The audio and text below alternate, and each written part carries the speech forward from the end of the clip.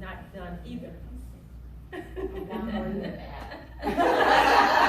Okay, she downloaded the app. I guess that kind of counts. But to me, it's power when you have those pictures. And I'm like, Carrie, I was going to be my vision board too, but mine is kind of jacked up. I'm not a creative person, and it's not all beautiful like Michelle's is. So I was like, I don't think I will be able to see my vision board, but I did bring a piece of my vision board. I did bring a little small part of it, but mine is on my wall too. And it took me forever because when I first put it on my wall, it kept falling down, so I got some stuff that get really sticking to the wall. So I did not want to take it down. I'm like, I'm not taking this thing down. But I did bring a piece of it. But just to give you a little small summary of who I am, I'm a wife of 25 years. I have a son who's 22, and he lives in Guam. He is in the Navy with his wife, and they just had our first grandson a year ago. So I'm a grandmother. And unfortunately, I can't see him as much as I would like to because they're all the way in Guam, which is on the other side of the world, but we'll be going there hopefully in November on Thanksgiving. So I am looking forward to it because I see all his pictures on Facebook, and I'm like, oh, squeeze them, kiss them on phone. Like, I don't want to hold them. So we're looking forward to that trip in November. And my daughter, she will be starting her third year at UT this year, studying business. And I used to work at UT, and we'll get to that. But in April of 2010, I wrote my first book called In the Midst of a Storm. It was in the middle of the most traumatizing, the biggest storm that I had ever encountered in my life. And that was when my husband was, in 2000 of May, he was arrested. And then in November, he was sentenced to 16 years in prison. I can't say that I was expecting that because, of course, when we live life, we don't expect the things that happen to us. And my husband and I, we had a wonderful marriage, and we are Christians, and he had a relationship with God. It was in his head, but not in his heart. He went the wrong way, and eventually he had to pay the consequences. And so I found myself, after 7 years of marriage, I have a 2-year-old and a 4-year-old. Now I'm a single mom. I eventually lost my home, my car, and everything I had except our clothes. I had to move back home because I was a stay-at-home mom. And I still get teary-eyed just talking about it. But I found myself standing in line, applying for welfare for the first time. And I eventually had to move home to live with my parents for 5 years until I was able to get back on my feet and move out and get my own place. And he was sentenced for 16 years. During that time, every month, we went to go see him. It was like 2 to 3 hour drive to go see him every month and then drive back. And so, like I said, it was the hardest thing that I have ever had to go through. I had to learn to put my big girl pants on and be a woman and be a mother and take care of my children. I do have to say that if it wasn't for them, I really don't know what would have happened to my marriage or what direction my life would have gone in. But I remember getting the call when he told me about his sentencing, because I have to tell you, like I said, I grew up in church all my life.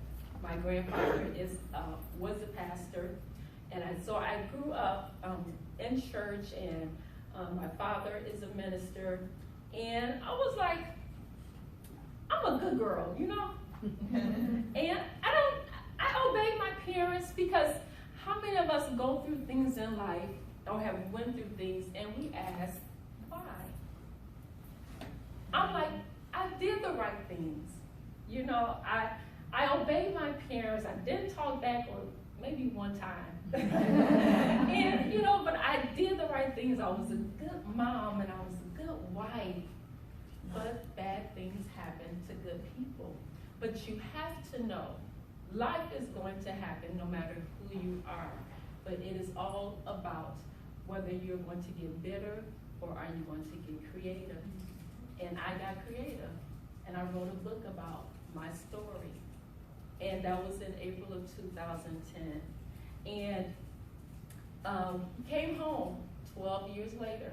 He served 12 years of that 16-year sentence. He came home and life was good. We bought our first home together. My son, like I said, he had gotten married.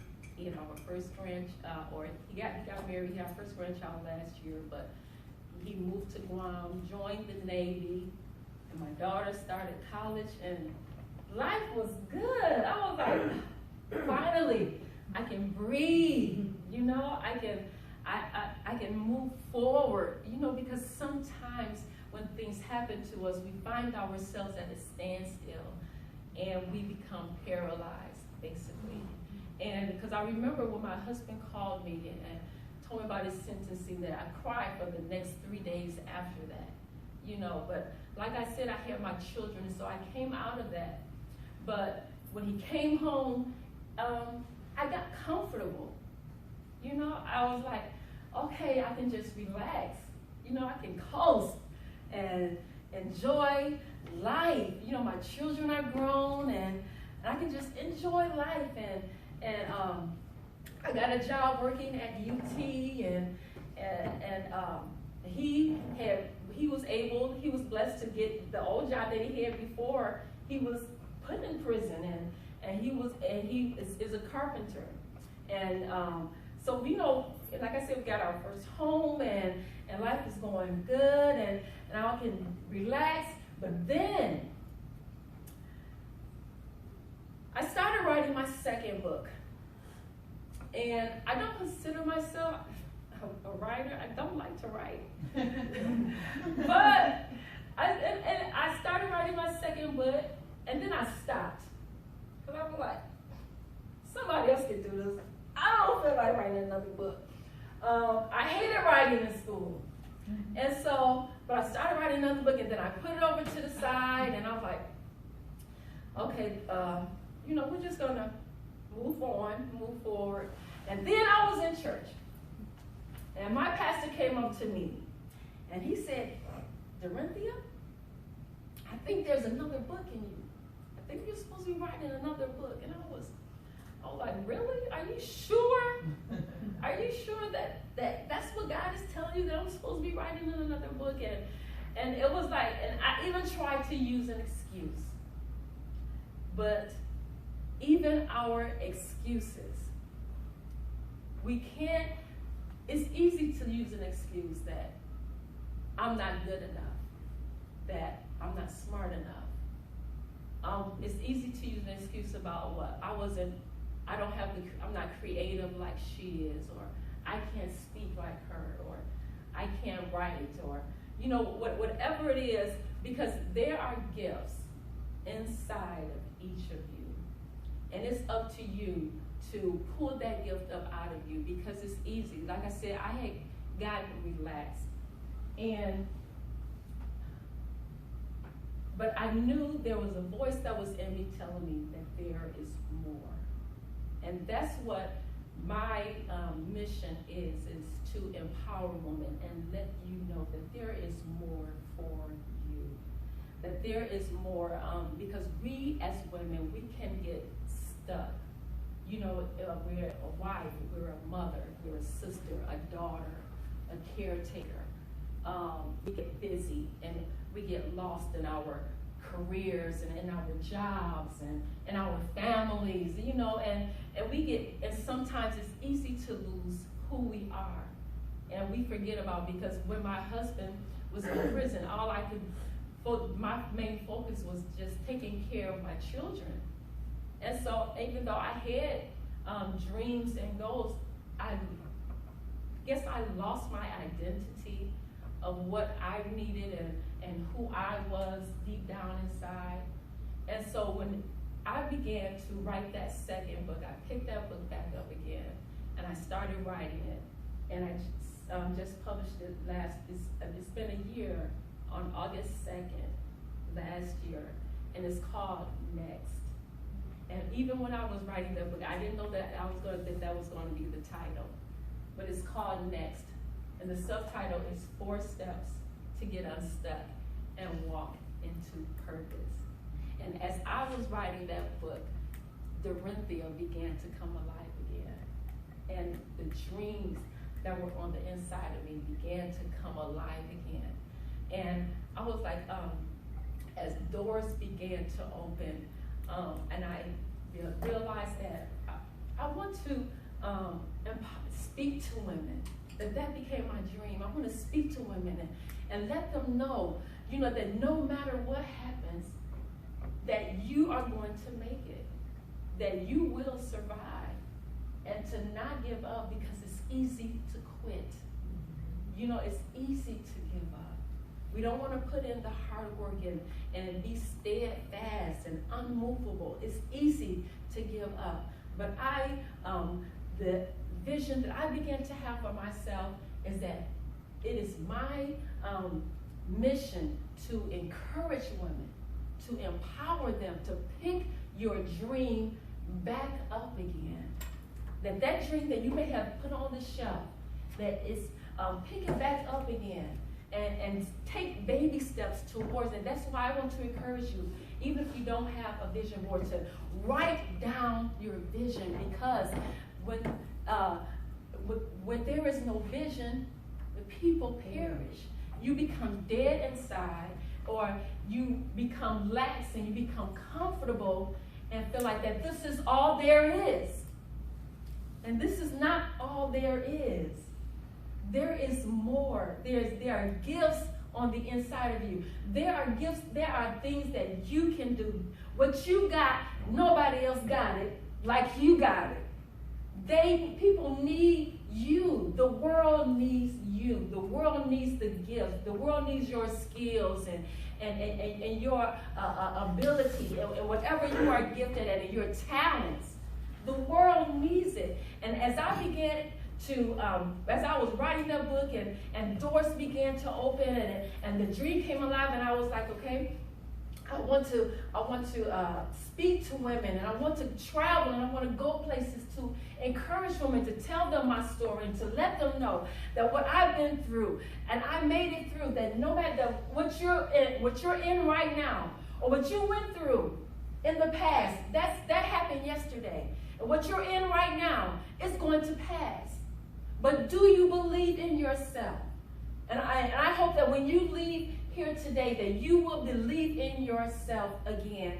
If you have, and when you write down your vision, and write down your vision and make it plain, and write it down in detail about how you see your life a year from now, 5 years from now. What do you want to do? And then as you begin to visualize and take steps, but you have to see it first. Vision. It takes faith to have vision. It's easy to walk in fear, because the opposite of faith is fear. And it's easy for us to become, like I said, use excuses. And excuses are born out of fear, because we are afraid to step out of our comfort zone and use what's inside of us to be a blessing to someone else. So I started praying. I was like, I want to speak around the world and encourage women. And then I got a phone call from the Toledo Gospel Rescue Mission. My husband and I, we used to go and speak. He would speak to the men, and I would speak to the women. And we had did that a few years back, and things happened, and we had stopped doing it. And I said, but I want to use my gift now. I'm ready to use my gift.